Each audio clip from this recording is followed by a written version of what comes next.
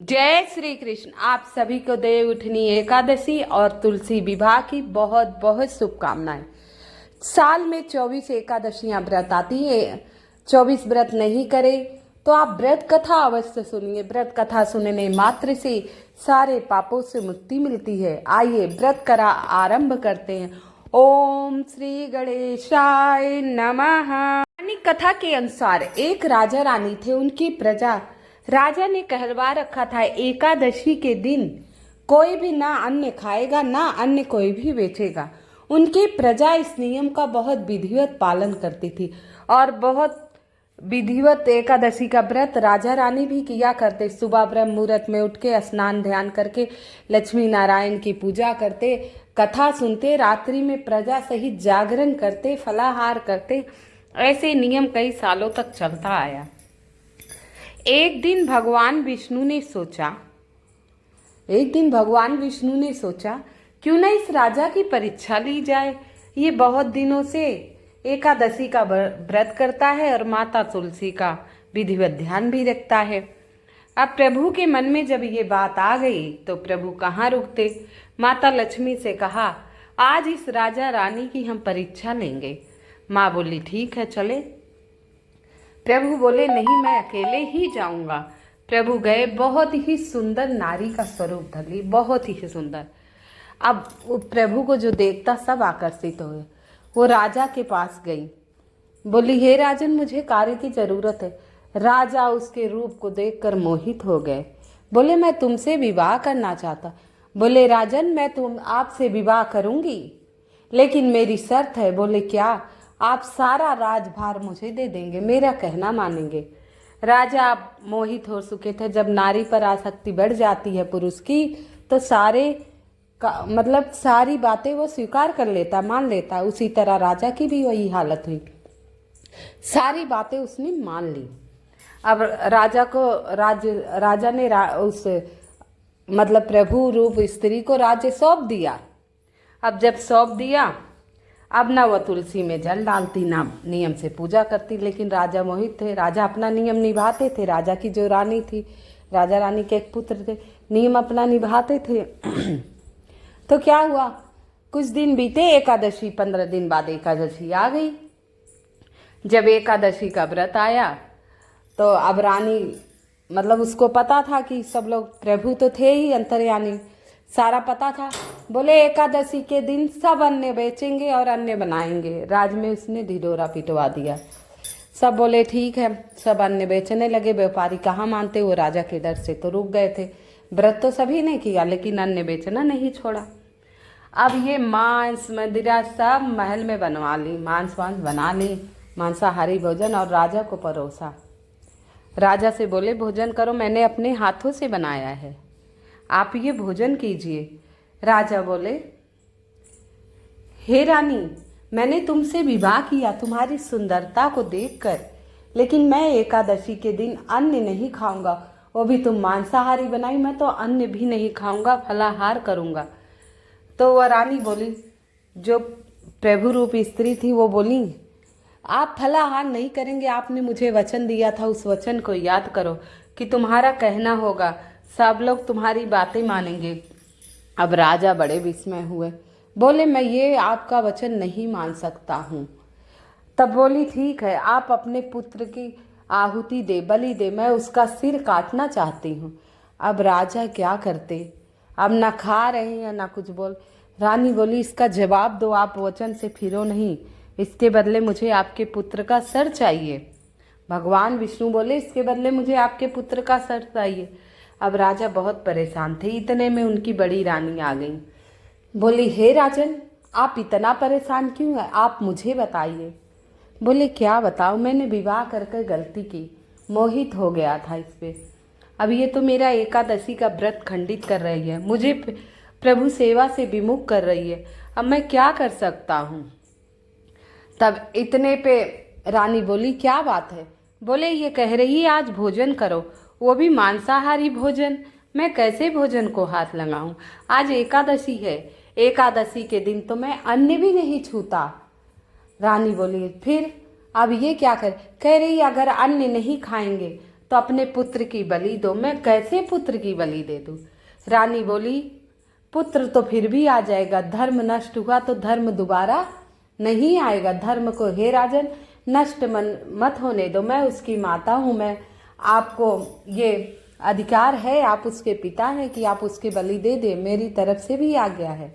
अब राजा बोले ठीक है, लेकिन परेशान थे दोनों, पुत्र की आहुति कौन देता है। अब धर्म के आगे वो झुक गए। इतने में खेलता खेलता उनका पुत्र आया, बोले हे माता श्री, हे पिताश्री प्रणाम, आप लोग बहुत परेशान दिख रहे हैं, क्या परेशानी है माता? माँ ने उसकी सारी कहानी बता दी कि आपकी छोटी माँ जो अभी आई हैं वो आपके पिता से कह रही कि तो अन्न खाइए कि तो अपने पुत्र का सर दे दीजिए। अब बेटा मैं क्या करूं?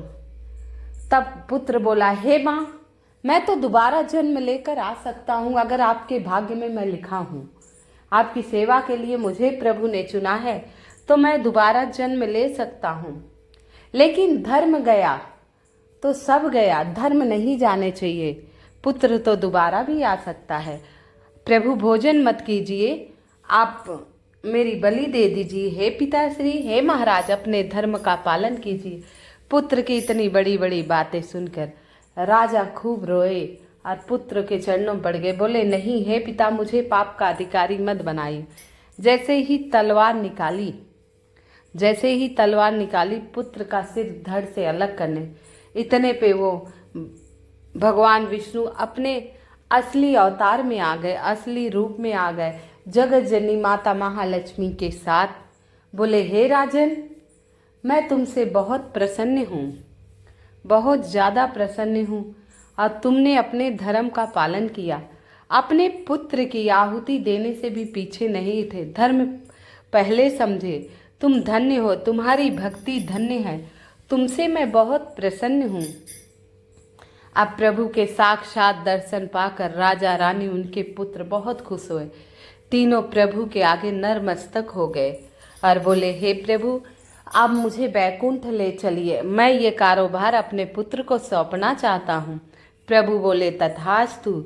इतने में विमान आया स्वर्ग से, राजा रानी बैठ के बैकुंठ चले गए, बैकुंठ, और पुत्र उनका वहीं फिर राज करने लगा। प्रभु के आशीर्वाद मिलने से उनके राज में दिन दुगनी रात चौगनी तरक्की होने लगी।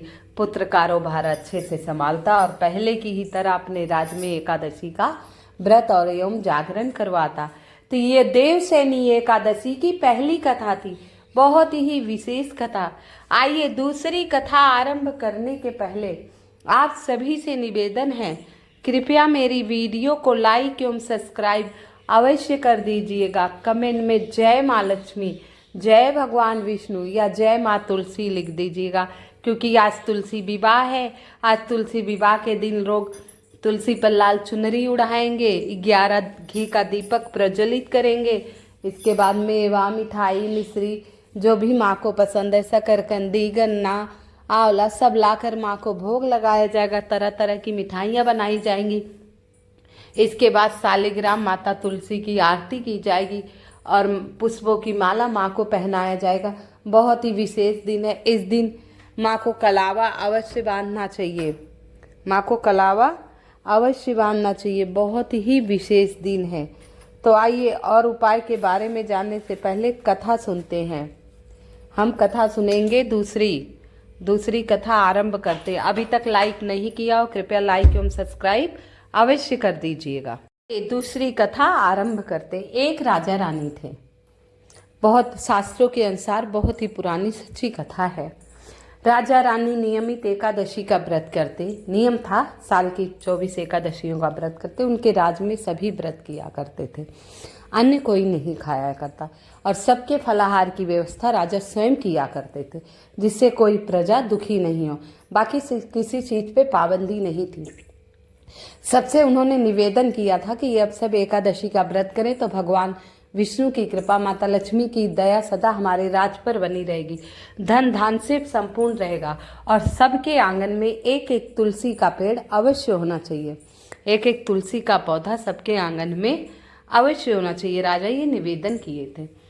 तो सारी प्रजा राजा की प्रार्थना मानी, बोली राजा कहते तो कष्ट कड़ाई करके भी, सैनिक भेज के भी ये बात कहलवा सकते। निवेदन किया, उनकी बात अवश्य माननी चाहिए।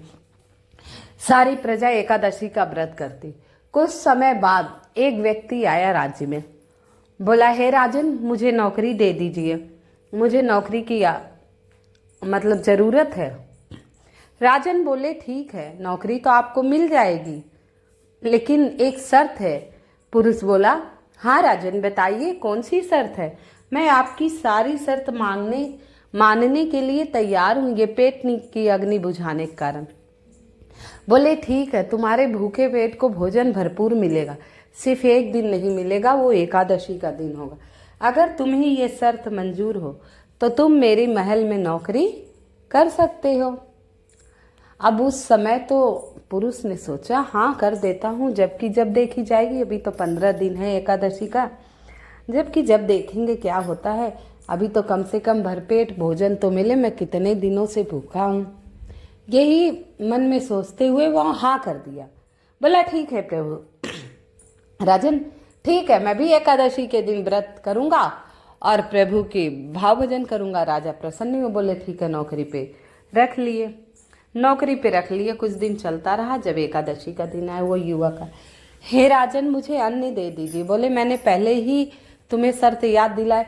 बोले, मुझे सब कुछ याद है, लेकिन मैं अन्न नहीं खाऊंगा तो भूखे मर जाऊंगा, और जब भूखे मर जाऊंगा तो आपको पुण्य क्या लगेगा। अब राजा को उसने परेशानी में डाल दिया, ना इधर ना उधर। अब राजन प्रभु को हाथ जोड़ते, हे प्रभु, आपकी माया, आपकी कृपा से सब हो रहा है। जो ले आए आटा, चावल, दाल, सब्जी उसको दे दिए। अब वो खुशी खुशी ले गया नदी के किनारे, ईंट लगाकर चूल्हे पे बनाकर और खाने बैठा। प्रभु को बुलाए, हे प्रभु आ जाइए, भोजन कर लीजिए, हे ईश्वर आ जाइए, भोजन कर लीजिए। अब जब प्रभु को बुलाया भोजन के लिए तो वो भोजन करने आ गए, भोजन कर लिए दोनों लोग। अब ऐसे ही फिर 15 दिन बीते। अब फिर एकादशी का दिन आ गया, फिर एकादशी का दिन, फिर वो पुरुष बोला, हे राजन, मुझे पिछली एकादशी से ज़्यादा आज अनाज देना। बोले, क्यों? तू रोज़ बहुत अनाज लेता है, हम नहीं बोलते एकादशी के दिन शर्त भी तू नहीं निभा। बोला, मेरे साथ भगवान जो भोजन करते हैं। बोले, भगवान? असंभव, आज उनके लिए सब व्रत किए, वो कैसे भोजन? बोले, नहीं। अब राजन को इस बात का विश्वास ही नहीं हुआ, किसे भी नहीं होगा, किसी को भी नहीं होगा। अगर कोई कहेगा प्रभु हमारे यहाँ आकर भोजन करते हैं या माता हमारे यहाँ आकर भोजन करती, किसी को विश्वास नहीं होगा। अब उसे विश्वास हो ही नहीं रहा था, लेकिन फिर भी बोला, चलो ठीक है। अनाज उसको दे दिए, किसका पेट नहीं भरा होगा, झूठ बोल रहा होगा, ये सोचकर उसको अनाज दे दिए। लेकिन बोले, इतने अनाज का ये करेगा क्या? उसके पीछे पीछे चल दिए। अब वो नदी किनारे गया, पहले की तरह चूल्हा जलाकर भोजन बनाने के लिए बैठा। भोजन बना लिया, 2 थालियों में लगाए।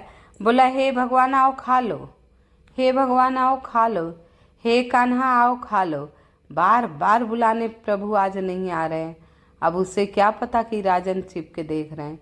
आ जाइए, भोजन लेकर बैठा था बेचारा तरह तरह, लेकिन अब प्रभु आ ही नहीं रहे। तो बोले, ठीक है, अगर आप नहीं आओगे, मेरा तो नियम है, मैं सत नहीं छोड़ूंगा, प्राण बेशक त्याग दूँ। ऐसे बार बार कहते रहे, तब भी प्रभु नहीं विचलित हुए। तो वो नदी में कूदने के लिए खड़ा हुआ।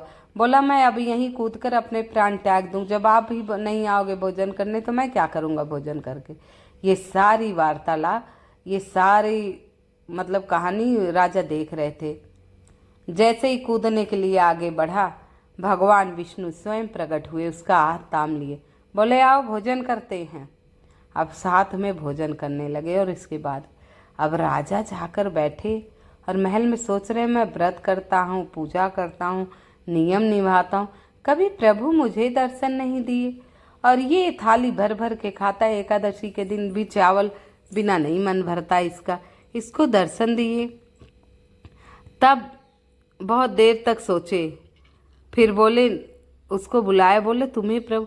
बोले, मैं सत नहीं छोड़ता, मेरा नियम है, बिना प्रभु खिलाए मैं नहीं खाता, अगर वो नहीं खाएंगे तो मैं भी नहीं खाऊंगा, ये मेरी सच्ची भक्ति है प्रभु के लिए। तब राजा के मन में विचार आया कि आपको कोई निराजल निराहार रहने की जरूरत नहीं है। सच्चे मन से प्रभु की पूजा करनी चाहिए। अगर सच्चे मन से पूजा करेंगे, घर में धन धान्य अन्न से भरपूर रहेगा। ये व्यक्ति सच्चे मन से पूजा करता है, इसका नियम है। चाहे कोई भी व्रत हो, लेकिन प्रभु को खिलाना है तो ये खिलाता है। और हम लोग सोचते हैं व्रत करने से हमारी सारी मनोकामना पूर्ण हो जाए। तो उसी दिन से राजा सच्चे मन से व्रत करने लगे और कथा सुनने लगे, लोगों में दान दक्षिणा देने लगे और उस युवक को मंत्री का पद दे दिया। सदा अपने राज्य में रहने के लिए उसको आलीशान घर बनवा दिया। तो ये देवउठनी एकादशी की व्रत है। ये सब आप लोग भी करिए, सारी आप सभी की मनोकामनाएं पूर्ण होगी। अगर व्रत नहीं कर पाते तो कृपया करके देवउठनी एकादशी की व्रत कथा आप सभी को अवश्य सुननी चाहिए। कथा सुनने मात्र से सब पापों का नाश होता है और भगवान विष्णु सदा प्रसन्न होते विष्णु सदा प्रसन्न होते। तो बोलो कृष्ण कन्हैया लाल की जय, लक्ष्मी नारायण की जय, सभी भक्तों की जय, आज के आनंद की जय। आप सभी को पुनः एकादशी एवं तुलसी विवाह की बहुत बहुत शुभकामनाएं मेरी तरफ से। जय श्री कृष्ण।